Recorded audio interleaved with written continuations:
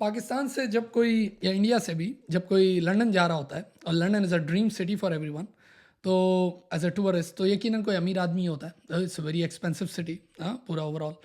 तो जब वो कराची से निकल रहा होता है तो बड़ी कॉलेज चल रही होती है, मम्मा पापा मैं लंदन जा रहा हूँ, और दोस्तों को भी यार बस लंदन जा रहा हूँ, रात की फ़्लाइट है लंदन की है वो। फिर जब गाड़ी में सामान रखना होता है तो फिर वो ज़ाहिर है वहाँ ड्राइवर और चौकीदार होते हैं, तो उनको तो बेटा बोला जाता है, बेटा गाड़ी में डाल दे, बेटा साहब लंदन जा रहे हैं, लंदन जा रहे हैं साहब। और साहब ने गुची अरमानी एलवी सब लगाया हुआ है।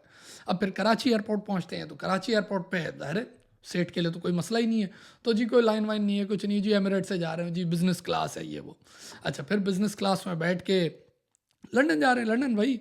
फिर वो जब दुबई उतरते हैं, क्योंकि वो कनेक्शन फ़्लाइट होती है, तो खैर दुबई में थोड़ा मामला तो ढीला हो जाता है, लेकिन उसके बावजूद जब लंदन पहुंचते हैं तो लंदन में मैंने खुद इस दफ़ा पिक्चर भी लगाई हुई थी कि एक तरफ लिखा होता है यूके, यूएस, ऑस्ट्रेलिया, जापान, एक दो passport, and then all other passports, यानी जिसमें फिर ईरान, बांग्लादेश, यूएई, सऊदीया, सारे पासपोर्ट आ गए, पाकिस्तान, इंडिया, सब।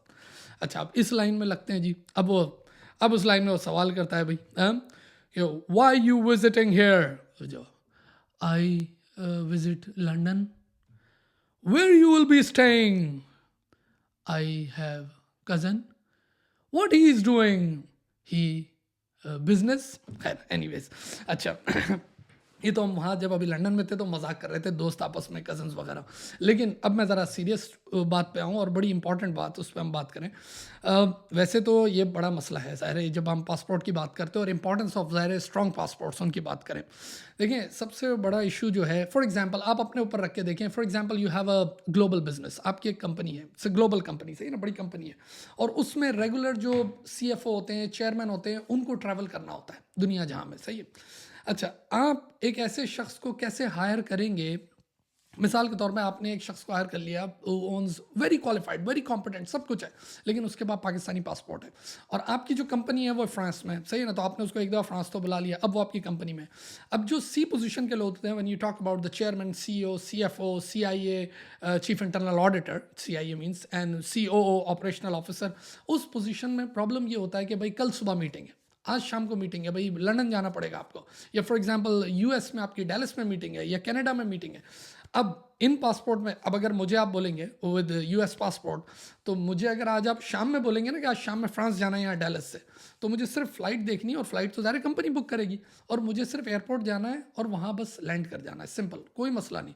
लेकिन अगर इसी जगह एक ऐसे शख्स को रखा जाए जिसके पास वो पासपोर्ट नहीं है, तो क्या होगा? बोलेगा सर फिर अभी वेट करें, 2-3 महीने तो पहले वीज़ा अप्लाई करने में लगेंगे, फिर वो इंटरव्यू आएगा, फिर इंटरव्यू मुझे रिजेक्ट कर देंगे, फिर मुझे वापस से डॉक्यूमेंट अप्लाई करने पड़ेंगे, यानी ये सारे मसाइल होंगे।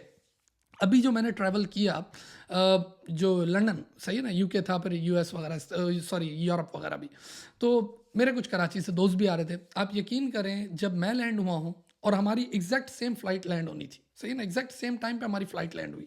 जब मैं लैंड हुआ हूँ तो मुझे ज़ाहिर वही नज़र आया, UK, US and all what ever passport and all other passport.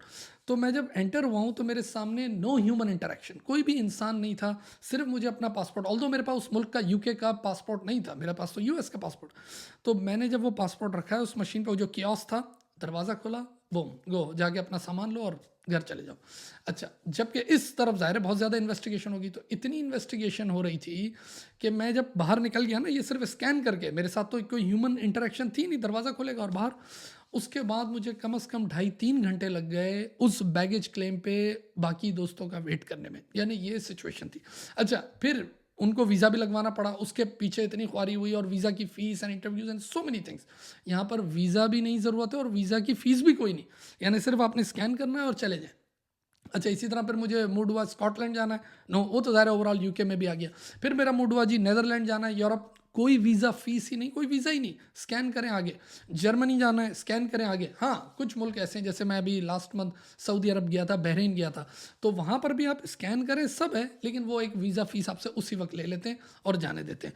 तो ये तो सिचुएशन है, और देखिए यही बहुत बड़ी वजह है कि कंपनीज, जैसे मैंने आपसे कहा कि अगर आप कंपनी के ओनर हो, कंपनीज इसी वजह से C पोजीशन पे, I am not talking about the managerial position या ऑपरेशनल पोजीशन, मैं बात कर रहा हूँ C पोजीशन पे, बहुत दफ़ा C पोजीशन पे हायर करने के लिए इसी वजह से उन ममालिक के passport holder, no matter they are so qualified, so competent, सब कुछ होता है, लेकिन वो इस वजह से रह जाते हैं कि भाई उनकी जो मोबिलिटी है ग्लोबल मोबिलिटी और उनकी जो ट्रैवलिंग है उसमें एक बहुत बड़ा बैरियर बनता है। और ज़ाहिर है जब एक सी पोजीशन पे आपके बंदे नहीं होंगे तो आपके पास नीचे लोगों को हायर करना भी कितना मुश्किल होगा फ्रॉम द सेम बैकग्राउंड।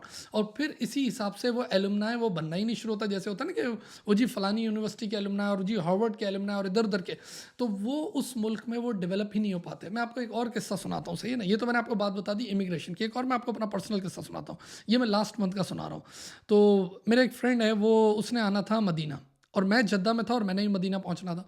अच्छा, मैंने उससे कहा हुआ था कि यार तू होटल वगैरह सब बुक करा ले। उसने अपने नाम से होटल बुक कराया था। अच्छा, ये है पाकिस्तानी पासपोर्ट, सही है। अच्छा, वो मुझसे पहले पहुंच गया वहाँ मदीना, यानी कुछ देर पहले पहुंचा और मैं जद्दा से आ रहा था। ठीक है, जब वो होटल में पहुंचा है, it was a very good hotel at check in counter. तो उस लेडी ने जो उसको सर्व कर रही थी उसने कहा sir you are doing early check in, क्योंकि वो थोड़ा जल्दी पहुंच गया था, तो we don't have any room ready right now, तो will give you after 2 or 3 hours whatever. तो उसने मुझे कॉल की, उसने कहा यार रूम अभी रेडी नहीं है क्योंकि हम थोड़ा अर्ली पहुंच गए थे। तो बोला एक काम करते हैं, उसने मुझे कहा 2-3 घंटे बाद आना, तो मैं ज़रा बाहर निकल रहा हूँ तो फिर आ जाना, फिर मुलाकात कर लेंगे कहीं। तो मैंने कहा ठीक है। ये यहाँ से निकला है और मैं वहाँ से पहुँचा। मैं पहुँचा, मैं भी ऐसे ही सिंपल चला गया, मुझे क्या पता कि कितनी देर लगनी क्या है। मैंने भी जाके एक ट्राई तो करना ही होता है ना। मैं गया, मैंने जाके उसको अपने आईडी दी, आईडी मीन्स माय पासपोर्ट, और once again the US passport. उसने वो पासपोर्ट लिया, मेरे नाम पे बुकिंग नहीं थी, ज़ाहिर है हमारे सर नेम एक थे, मेरे नाम पे बुकिंग नहीं थी। उसने यूँ पासपोर्ट देखा, उसने कहा sir the room is ready, और वो मुझे वेलकम करते हुए उसी वक्त मुझे रूम में चेक इन दे दिया। वो बंदा जो 2 घंटे बाद आया उसने मुझे बोला भाई ये क्या हुआ यार, उसने तुझे दे दिया। अच्छा, मैंने सऊदीया में तो ये बहुत देखा और मिडिल ईस्टर्न साइड पे कि वो तो यूएस पासपोर्ट से बहुत ज़्यादा इज्जत करते हैं, वो बहुत ही प्यार से उसको देखते रहते हैं थोड़ी देर तक और बड़ा ख्याल करते हैं। अच्छा, तो ये तो एक बात होगी कि ये एक इंपॉर्टेंस है, it's one of the risk management techniques also. मैं ये कहता हूँ कि डुअल पासपोर्ट रखना, ये नहीं कि आप अपना पासपोर्ट गिव अप कर रहे हैं, लेकिन एक डुअल पासपोर्ट रखना ज़ाहिर है ये एक आपकी क्या कहते हैं कि रिस्क मैनेजमेंट टेक्निक्स में भी आ जाता है। अच्छा, जो शुरू में मैंने बात की, ज़ाहिर है वो हम दोस्त आपस में मजाक कर रहे थे। एक और इंटरेस्टिंग पॉइंट जो मैं आपको बताऊँ वो ये है कि बाकी मुल्कों में जब आप एंटर होते हो, किसी मुल्क में एंटर हो, तो उस मुल्क में उनके जो अपने पासपोर्ट होल्डर होते हैं, जो उनके अपने रेजिडेंट होते हैं, उनके लिए हमेशा क्या होता है, उनके लिए हमेशा रिलैक्सेशन होती है। ऑलवेज आप किसी भी मुल्क में चले जाएं, जैसे अगर मैं यूएस आता हूँ तो यूएस में लिखा होता है फॉर यूएस पासपोर्ट होल्डर, उसकी लाइन अलग है, सही है ना। ऑल अदर पासपोर्ट उसकी लाइन अलग है, तो जाहिर है वो उनको इन्वेस्टिगेट करेंगे, वो चाहे आप यूके के हो कुछ भी हो। लेकिन अपने मुल्क के सिटीजन के साथ मामला बिल्कुल अलग होता है, क्योंकि वहाँ की अथॉरिटी ने अपना पासपोर्ट इशू किया है, तो भाई ये तो बिल्कुल ही जेन्युइन बंदा है, इसको तो आने दो विदाउट ह्यूमन इंटरेक्शन। पाकिस्तान में उल्टा होता है मामला, ये हमेशा नोट किया है एयरपोर्ट का। ये मुझे अचानक ख्याल आया एयरपोर्ट का, क्योंकि जब दुनिया में आप ट्रैवल करते हो ना, तो अब जैसे ही मैं जर्मनी गया तो फ़ौरन उसने अलग लिखा हुआ था कि फॉर यूरोपियंस, यूरोप पासपोर्ट वो अलग हो जाए, और बाकी अदर पासपोर्ट उसने यूएस को भी अलग किया हुआ था। ऑल्दो एंट्री फॉरन थी, लेकिन उसने अलग किया हुआ था यूएस को भी कि भाई ये आप अलग हैं, although you are, because US passport है, इट्स नॉट यूरोप पासपोर्ट, सही है ना। लेकिन पाकिस्तान में पता क्या होता है, वो सबसे ज़्यादा जो रगड़ा देते हैं ना, वो अपने ही सिटीज़न को देते हैं। और पाकिस्तानी पासपोर्ट आ जाए, फिर वही जो मैंने एक वीडियो बनाई थी, क्यों आ रहे हो यहाँ पे, क्या वजह है, कैसे आए हो, कितने पैसे लाए हो, यानी अपने ही बंदे को रगड़ा जा रहा होता है आते हुए और जाते हुए दोनों। और अगर आप यूएस पासपोर्ट से हैं वो ठीक है, आप आ जाए।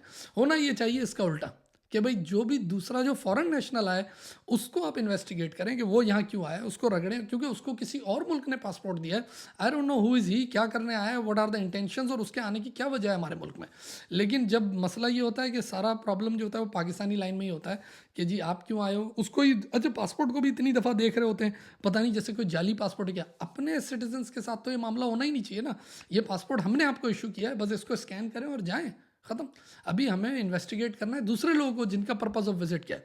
खैर, मैंने कहा ये वीडियो आपके साथ शेयर करूं, और मैं आपको ज़ाहिर ये क्या कहूँ, रिक्वेस्ट कहूँ या मैं आपको एडवाइस करूं कि जब भी आपको मौका मिलता है तो always go for risk management technique. मैं फिर कह रहा हूँ, रिस्क मैनेजमेंट टेक्निक कि डुअल पासपोर्ट होना, और अगर कहीं पे अलाउ है 3 पासपोर्ट तो वो भी रखें, सही है ना। वो डुअल पासपोर्ट होना ज़ाहिर है it's one of the risk management technique. अपना बहुत सारा ख्याल रखें, and you have a great day now, thank you.